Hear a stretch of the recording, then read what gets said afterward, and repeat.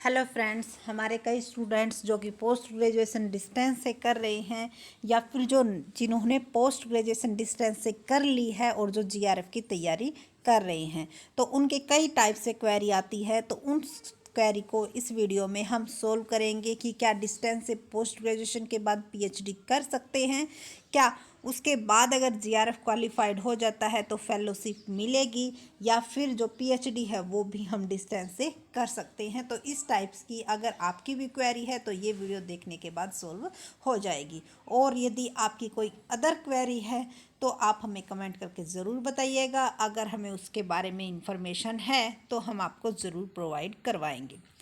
तो करते हैं स्टार्ट अपनी इस वीडियो को कि डिस्टेंस से अगर पोस्ट ग्रेजुएशन की हुई है तो क्या पीएचडी कर सकते हैं। और ये मेरा पर्सनल एक्सपीरियंस है, क्योंकि मैंने जो पोस्ट ग्रेजुएशन है वो डिस्टेंस से कर रखी है और फिलहाल अब हम पीएचडी कर रहे हैं। और जो डिस्टेंस से पोस्ट ग्रेजुएशन करने के बाद पीएचडी करते हैं और जिन्होंने रेगुलर से पोस्ट ग्रेजुएशन के बाद पीएचडी कर रहे हैं, उनमें कोई डिफरेंस नहीं होता।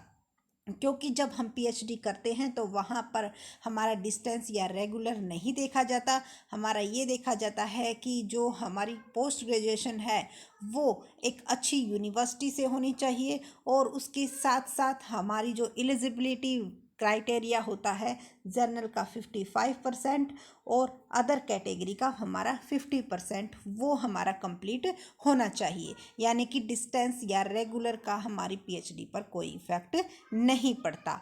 अब कई स्टूडेंट्स ये पूछते हैं कि मैम क्या उसके बाद अगर हमारा जीआरएफ क्वालिफाइड हो जाता है, यानी कि डिस्टेंस से हम पोस्ट ग्रेजुएशन कर रहे हैं और हमारा जीआरएफ क्वालिफाइड हो जाता है, तो हमें भी क्या रेगुलर पोस्ट ग्रेजुएशन के स्टूडेंट्स के जितनी फेलोशिप मिलेगी या कोई डिफरेंस होगा।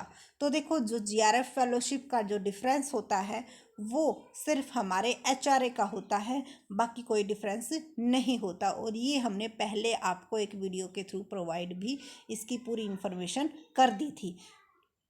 तो जीआरएफ जो फेलोशिप है वो हमें मिलती है, और हमने डिस्टेंस से पोस्ट ग्रेजुएशन कर रखी है उसमें, और रेगुलर से पोस्ट ग्रेजुएशन के में कोई डिफरेंस नहीं होता। तो आप जीआरएफ फेलोशिप के लिए भी एलिजिबल होते हो।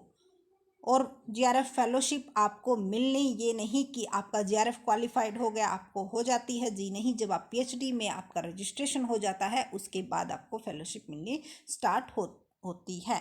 और ये यूनिवर्सिटी नहीं, ये यूजीसी डिपार्टमेंट आपको प्रोवाइड करवाता है। अब रही बात पीएचडी की, क्या पीएचडी को भी हम डिस्टेंस से कर सकते हैं। तो गवर्नमेंट ने देखो ये अपने आप अगर जो गाइडलाइंस पढ़ोगे असिस्टेंट प्रोफेसर की या किसी वैलिड, अगर आप कहीं पर अप्लाई करना चाहते हो तो वहाँ पर साफ साफ लिखा है कि गवर्नमेंट ऑफ इंडिया ने अब ये स्पष्ट कर दिया है कि पीएचडी रेगुलर बेसिस पर होगी। डिस्टेंस बेस से अगर आप पीएचडी करते हो तो उसको अप्रूव नहीं मिलेगा, उसको वैलिड नहीं माना जाएगा। तो वो आपकी wastage of money, wastage of time आपका होता है। तो जो पीएचडी अगर आप कर रहे हो तो रेगुलर बेस पर कीजिए, और पोस्ट ग्रेजुएशन या ग्रेजुएशन का डिस्टेंस या रेगुलर पर कोई इफेक्ट नहीं पड़ता है। तो आई होप आपकी जो क्वेरी थी वो इस वीडियो में सॉल्व हो गई होगी। और अगर आपकी कोई अदर क्वेरी है तो कमेंट करना ना भूलें। और अगर हमारी वीडियो अच्छी लगी हो तो लाइक, शेयर एंड सब्सक्राइब करना। Thank you.